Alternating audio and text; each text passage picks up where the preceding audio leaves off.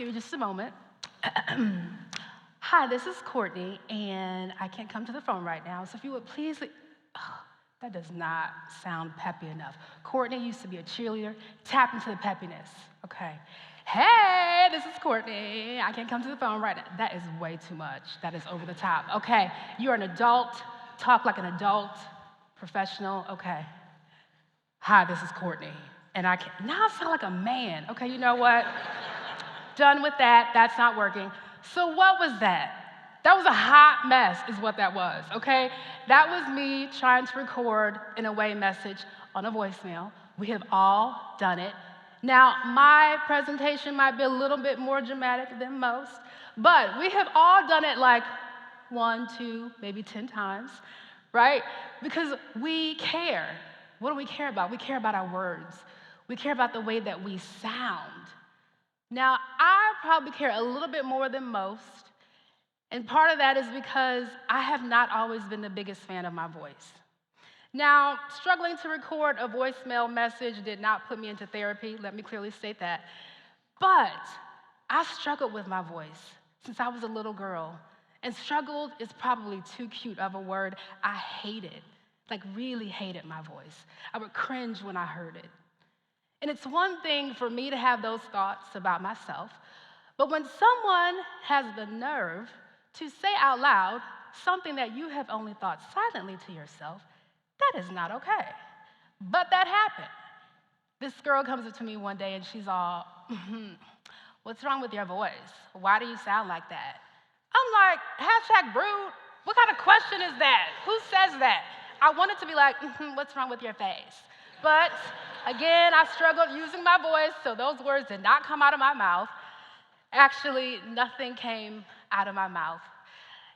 I didn't know what to say because those questions she asked me were questions that I had asked myself before, and I didn't have an answer to them. So I didn't have an answer for her either, just silence. And I sat in silence for a long, long time. And that silence began to create this noise in my head. And that noise was doubt. And that doubt didn't stop at the sound of my voice. I began to question the worth of my voice. Should I even be speaking at all? And that even grew into what I looked like, how I thought people perceived me. I doubted everything. I put myself on trial every day. And I judged myself. And so, me standing up here today, you might think I have overcome doubt, right? Jazz hands, right? I've overcome doubt. Absolutely not. No, I'm doubting myself right now from why did I choose to eat beans last night? Not a great decision. I'm just telling you, it was a bad idea. To this outfit, I think it's kind of cute, but there are a lot of colors happening. I get that. They could be clashing. And I am doubting my voice right now. But if I told you that I'm actually glad that I have these doubts, would you believe me? I doubt it, but you got about 7 minutes left with me, so I'm just gonna keep on talking. So the reason why I say I'm glad that I have these doubts is because I came to this realization that the doubt that caused me to have these huge mental obstacles in my life, they also helped me to have some amazing opportunities for growth. And I want that same thing for you. It's all about a perspective shift and change, how we respond. So why do I care so much? Well, I'm sick of being robbed. Doubt has stolen a lot from me over the years. And I bet it has stolen a lot from you too. One of the things that it has taken away from me is confidence. I know I'm not alone when I say I struggle with comparison. You have friends and family members and coworkers who are maybe doing something that you want to do. They're a little bit further along in life than you. You scroll through your phone and you see pictures, some people you don't even know, but they look better than you. You hold this mirror up and you carry it with you everywhere you go, and it reminds you that you're too much of this or you're not enough of that. It's crushing. frustrating, and at times even depressing.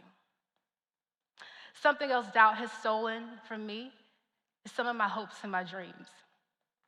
I walked into college freshman year carrying a dream that I had since I was a little girl. But one failing grade in chemistry, first semester, completely threw me off track. The thing that I dreamt of doing for so long became such a far-fetch for me. That grade made me think that I couldn't and I wouldn't, so I didn't. I stopped trying. I doubted myself out of my dream of becoming a doctor. And so I changed my major. And I spent years and years trying to figure out what I wanted to do with my life. And I let that dream die. I don't know how many of you have similar obstacles in your mind. And when I say the question, what has doubt stolen from you, I'm sure there is something that pops up, maybe more than one thing. That question can be overwhelming. And I'm happy to say I believe I am where I'm supposed to be right now. There's redemption there. But the questions of what if, what could have been, sometimes still pop up. But there's another question that pops up too, and that's what can be. You see, we don't have to stay where our doubts left us. We get to choose to fight back. We just have to stand up, and we have to be active, and we have to engage. And that is what I want for you and for me. But I didn't come here at all just to encourage you. I actually want you to go home with something, a strategy that you can use to attack this doubt. I honestly think that part of the problem is that we've been sold the wrong story about how to fight this. At least for me, people have told me, when you're doubting, just say no to the doubt. It's not really there. I can still see it. It's still there. So I need a better strategy than ignore, right? We need to work against that. It's not about eliminating doubt, because if that was our only option, the minute that it came back, we would feel defeated. Like there was something wrong with us that we keep fighting this thing over and over again. There's nothing wrong with you. You are not crazy. You are human. It's not about elimination. It's about confrontation. Because this thing that comes up and it consistently and constantly attacks you, you just have to be ready to get up and consistently and constantly attack it. There's power when we do that. And so I do have a strategy that I want to share with you. How do we go to battle? Well, we go to war. W. W is for weapon and wrestle. You want to use your weapon well. For me, one of my greatest weapons is my faith. My faith has helped me to combat so much of the doubt that has been in my mind. When I have a thought that pops into my mind and I know that thing is a lie, I hold it up captive and I beat the crap out of it until it's unrecognizable. That sounds dramatic and intense, and it is, but it works. For you, that might not be your faith. You need a weapon, and I would say you need more than one. I have another one. I physically go after this thing called doubt. I recall having an experience in a cycling class once, and I could have sworn that my instructor was wearing two hats that day, therapist and psycho instructor. So he's there in front of us, and he's like, I bet you've been having a crazy week, and you're in here right now, and you're feeling like you cannot make it through this workout, and you're just battling doubt. And I'm like, oh my gosh, have you been reading my journal? Yes, that is so true. And he's like, you can do it. And I'm like, I can? Yes, I can do it. I can do it. And so I start going after it. I go after it. My legs are on fire. I'm sweating. And you know what? I got through it. The next one is A, agree and affirm. You want to agree with the things that you're already thinking about yourself. They're there. Just agree, move on to affirmation. So for me, I had an experience where I tried out for American Idol once. It was after I graduated from college. I told you I was trying to figure my life out. So I am like, okay, I have these doubts. Am I going to make it? Is my voice good enough? Can I compete with everybody who's up here? I agreed with those. Those were doubts that I had. They were real. Whatever, okay, I agree, I move on. And you know what happened, y'all?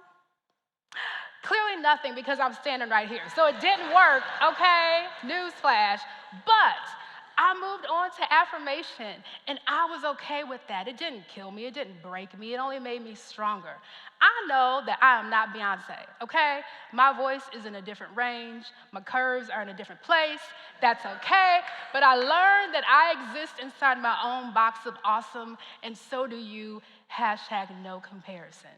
Don't have time for it. You move on. And if you cannot believe the things about yourself that are true, you get other people to tell you. This sounds simple, but it's powerful. You ask your friends and family to give you words about your best qualities. You print that thing out, you put it up, you believe it about yourself. Next thing, resistance leads to resilience. When you are pushing back at something, guess what's happening at the exact same time? You are building strength. You're getting stronger. You're building character, endurance, perseverance. So that the very thing that was trying to tear you down actually builds you up. That's crazy, and it's amazing. But you have to choose to believe that. You are worth it. This is the real meat of the talk. This is what I want you to go home with. Well, if you're a vegetarian or vegan, consider this the meat substitute. I want you to chew on this when you go home. That's what I want you to remember. You are worth the fight. Engage, show up, confront, battle, because you deserve to be free of the doubt. And I can tell you, there is absolutely no doubt about that.